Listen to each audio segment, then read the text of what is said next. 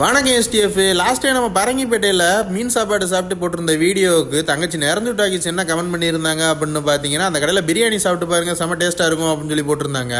இதோ உங்களுக்காக. ஸோ அதுக்காக இன்னைக்கு டன்லப் ஸ்ட்ரீட்டில் மஸ்ஜிதுக்கு ஆப்போசிட்டில் லொக்கேட்டாக இருக்க பரங்கிப்பேட்டையில் பிரியாணி ட்ரை பண்ணலாம் அப்படின்னு சொல்லி வந்திருந்தேன். சிங்கப்பூர்லேயே நான் ஃபர்ஸ்ட் டைம் சாப்பிட்ற மட்டன் தம் பிரியாணின்னு சொல்லுவேன். ஏன்னா சிங்கப்பூரில் நம்ம மட்டன் பிரியாணின்னு ஆர்டர் பண்ணோம்னாலே என்ன கொண்டு வருவாங்க அப்படின்னு பார்த்தீங்கன்னா, மட்டன் தனியாக குஸ்கா தனியாக தான் கொண்டு வருவாங்க. ஆனால் இவங்க கிட்ட லேம்பு பிரியாணி இருக்கிறதா நிறைய பேர் சொல்லியிருந்தாங்க. ஸோ அதை ட்ரை பண்ணுறதுக்கு தான் இன்னைக்கு வந்திருந்தேன். எனக்கு அந்த பிரியாணிக்குள்ள வேக வச்ச கறியவே 2 பீஸ் போட்டிருந்தாங்க. சோ நார்மல் மட்டனை விட நல்லாவே குக் ஆயிருந்துச்சு, நல்லா பஞ்சு பஞ்சா வெந்திருந்துச்சு.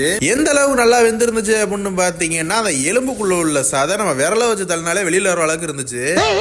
இந்த பிரியாணிக்கு உங்கள்கிட்ட கொடுக்குற தால்ச்சா தான் இது முஸ்லீம் ஹோட்டலு அப்படின்றதே நமக்கு கொண்டு வந்து காட்டுது. அவ்வளவு சூப்பர் டேஸ்டா இருக்கு. அதுலயே அந்த தால்ச்சால கிடக்கிற கறியில உள்ள கொழுப்பு சூப்பர் டேஸ்ட். சோ இதுக்கு நான் சைடிஷா மட்டன் சுக்கா வறுவல் ஆர்டர் பண்ணியிருந்தேன். அந்த மட்டன் சுக்கா வறுவலோட ஸ்பைசஸ்